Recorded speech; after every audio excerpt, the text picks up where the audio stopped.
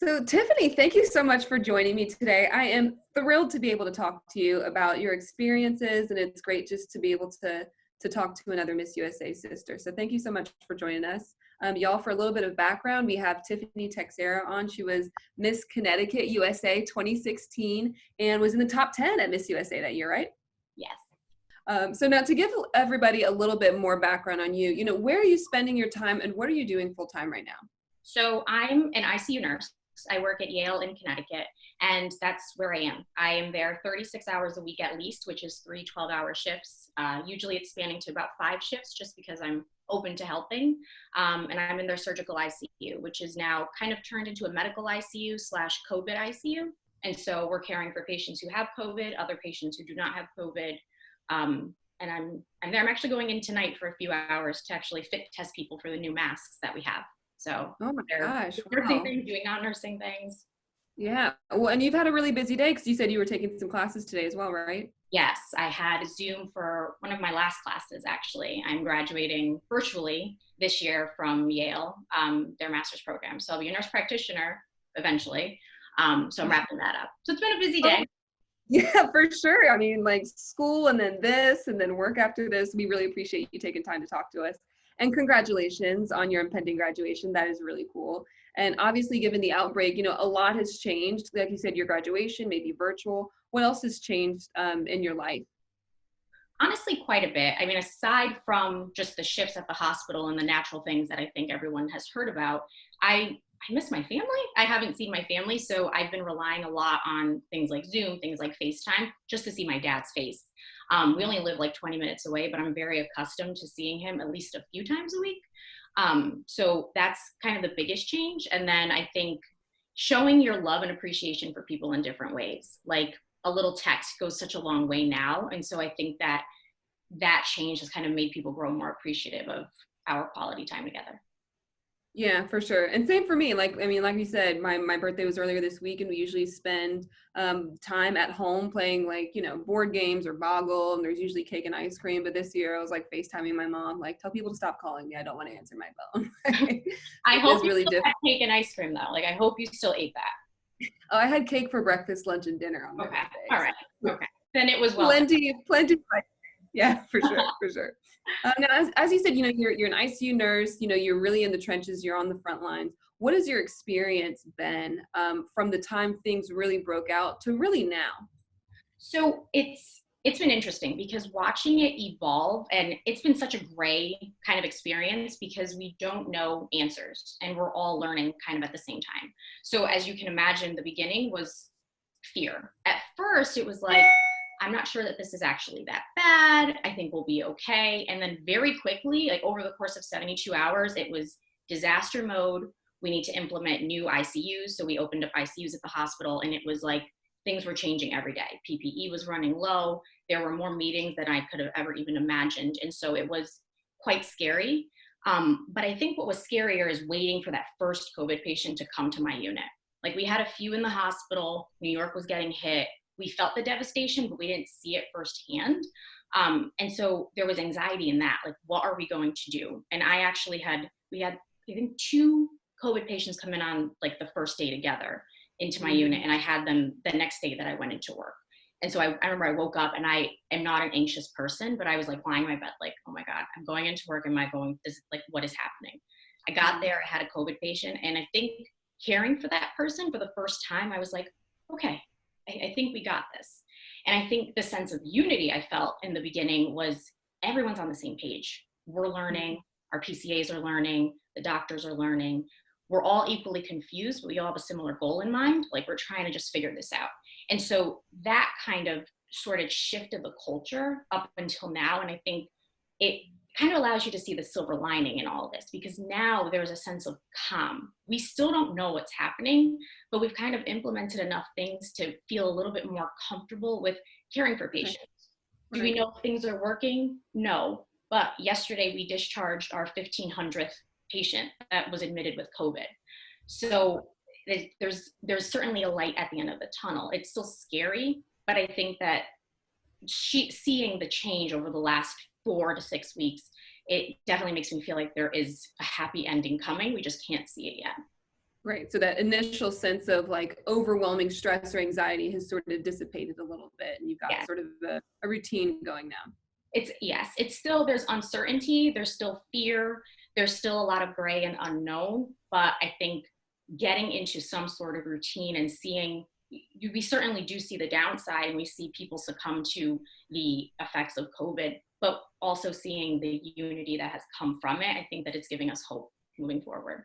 I'm glad to hear that. And, we were talking before we jumped on here about New York specifically, because, Connecticut is so close to New York, and New York's where I am. It's where, the epicenter of the outbreak is, and how badly New York needed out-of-state nurses. And I was mentioning to you that I've seen videos on TikTok of nurses joking about, like, I'm being called to New York for $5,000 a week. And you said something really interesting. Can you tell me, like, what the need is and what you've heard about the need here in New York?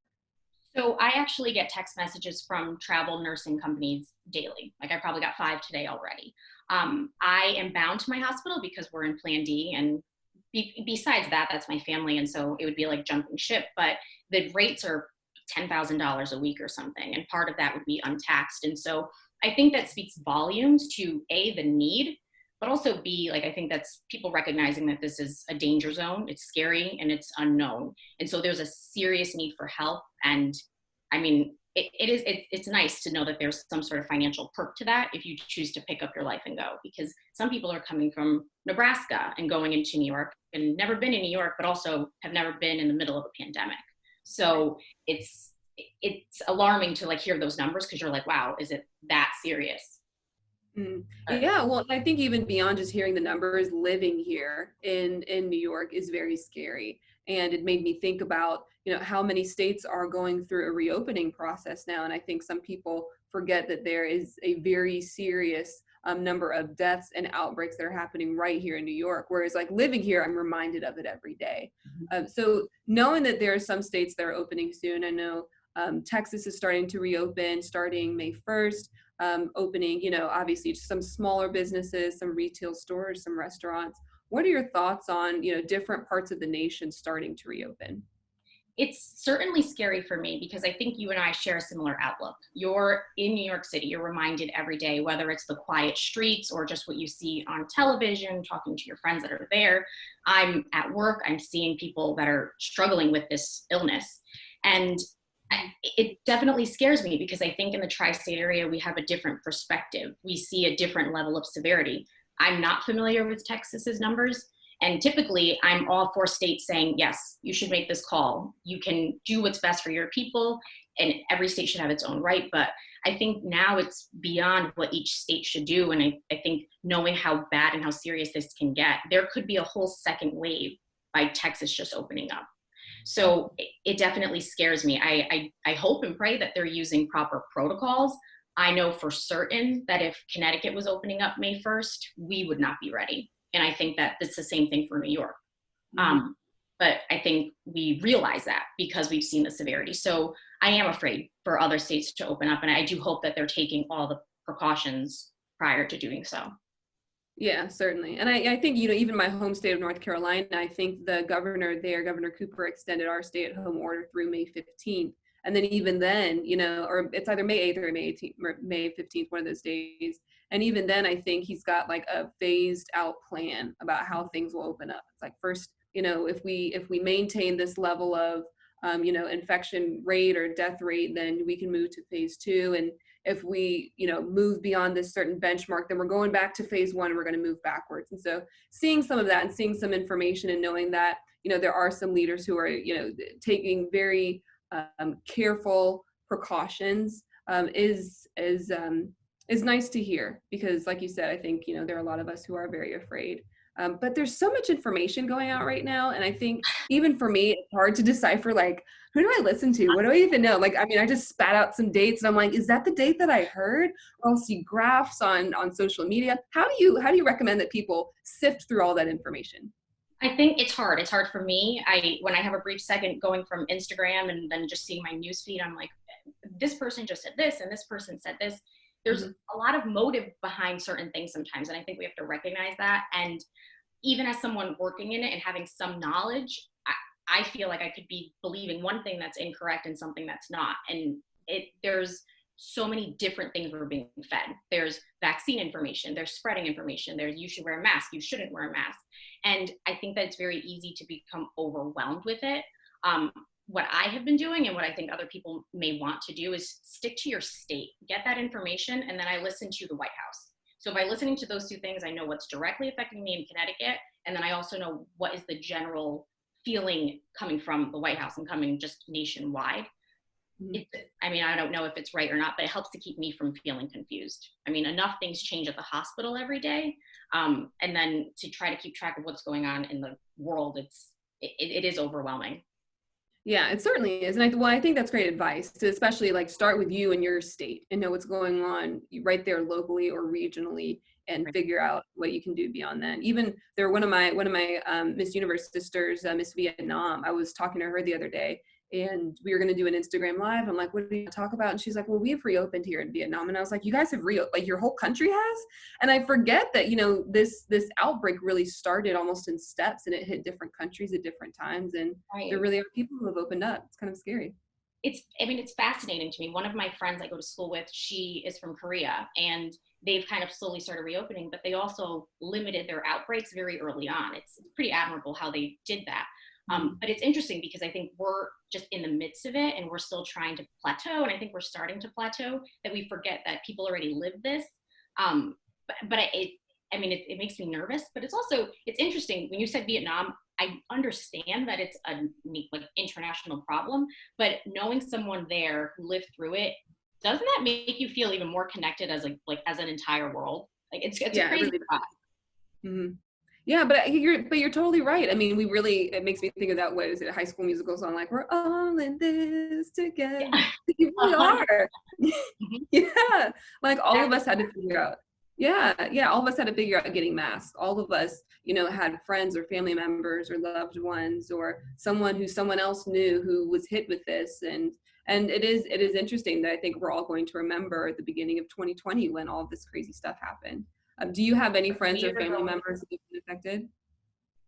So I thankfully do not personally. I obviously have had patients with it, and I've seen patients pass from it. And I'm lucky that no one that I know directly has had COVID, which I'm very thankful for. But I know many people, like my boyfriend's friend that he grew up with, very young, I think like 30, actually passed away from it. And so it's a tough pill to swallow because it's not discriminative. Like, it will affect anyone, someone who's healthy, someone who's unhealthy. And so it's scary to think that, I could have a family member affected next week, even if they're the picture of health. How about you? Have you had anyone close to you? So I've had people who I've worked with who have told me that they've been infected, but that they've recovered. I don't know any friends or close family members who have passed away from it.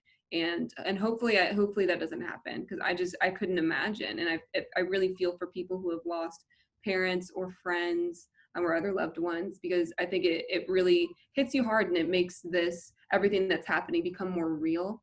And I think the first time I heard it was like somebody who I knew, not a friend of a friend, but somebody who I specifically knew who had it. And I just thought, like, God, I'm never leaving my house again. It was very scary.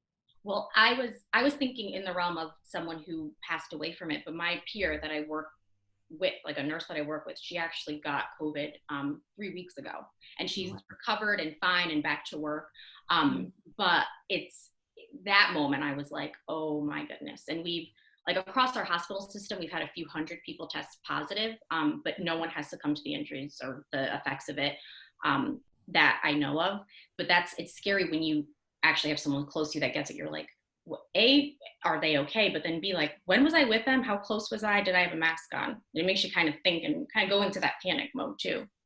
Oh yeah, for sure. Like, whenever I leave my house, I always have a mask on. And then I started thinking, like, is this mask good enough? Should I be wearing something different? Or like, did I wash my hands enough times today? I'm running out of soap here. Like, it is it's a lot to deal with. But you mentioned that, like, you're taking classes, you're about to receive your master's. What's next for you?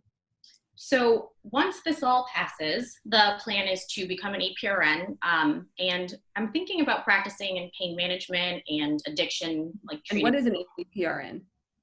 advanced practice registered nurse. So in the state of Connecticut, we actually have a lot of autonomy. You can open up your own practice, you write your prescriptions. And it's nice because I always think like you have the heart of a nurse and then you have the prescription pad of a doctor. And so it's a nice way, I think, to take my love for nursing to the next level. But I do see that kind of being put on pause for a little bit because at my core, I'm an ICU nurse. And I know that while I love my job, it's also, I'm gifted with something that I can provide to people who need it right now. And so if that career advancement as an APRN is on hold for 4 more months, then so be it, because I think this is like a career purpose right now. But that's what's on the forefront at some point. I love that. That's so exciting. Now, while you've been, going through all this, while you've been practicing as a nurse, did you win your state title while you were already practicing, or did you win afterwards? So I've been a nurse for 7 years now. And so I was like prepping for Miss Connecticut all while I was a nurse. And then I was prepping for Miss USA while I was a nurse. So I was going to work. I had little ankle weights on, doing some workouts on my break, all the prep, somehow working nights. So it's my family that I work with in the surgical ICU, like they've kind of been with me through all of this pageant stuff. So they have seen me at Miss USA. Some of them went to watch me there. And then now they see me in my scrub cap and my mask, like roughing it. So they've seen all different sides of me. Okay, I have to ask this because I also saw this on TikTok the other day. Do you wear makeup underneath your mask, or do you go like sans makeup to work? So I usually like a little bit something under my eye, especially after 4 shifts in a row. But now, because PPE has been so low, they actually found a way to sterilize it so that we can have enough to come around. So now on all the computer screens, it's like, remember, no makeup under PPE. So we are rough out. I have a unibrow. They can see, this is not what they see. When they see me tonight, they're blown away. I'm going to impress them. Great. You look stunning right now. You really do. Thank you. But no makeup. We're looking rough. They're seeing us for our true colors right now. Tiffany, I could not imagine you looking rough even without makeup. Honey, I'll Zoom you later and I'll let you know. You guys see some real life then. Have you stayed in touch with any of your Miss USA 2016 sisters?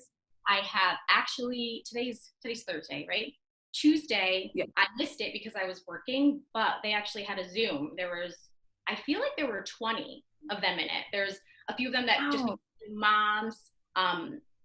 Some are pregnant right now, and so we all kind of caught up. Everyone had a little glass of wine, and I was just seeing like pictures, and I was texting some of them, and I'm like, I wish I was on the Zoom, but we totally stay in contact. And so many of them have reached out to me, and Neely, who was Miss Vermont, she's actually shipping masks over because she works in a company that makes them or something like that. So it's been a tight-knit thing, and I think this has brought us even closer. Even though we've stayed close, this is like everyone's checked on everyone. Like imagine delivering a baby during this time, and so like, are you okay? Do you need anything?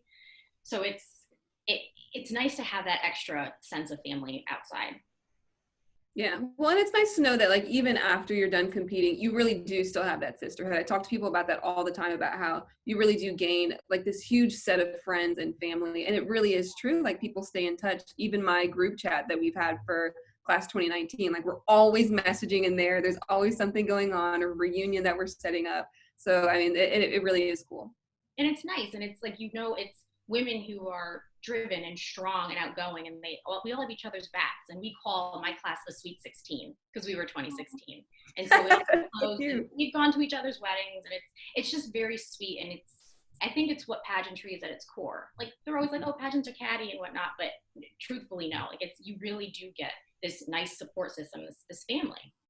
Yeah, I totally agree. And I'm glad to hear that you guys have stayed connected. I'm glad that we have great representatives like you. I mean, because it's exciting for me to be able to talk to other people about the accomplished women that we have in my class and in your class and, throughout the years that Miss USA has existed. So thank you so much for your leadership and for your kindness, being, one of the frontliners who really is caring for other people.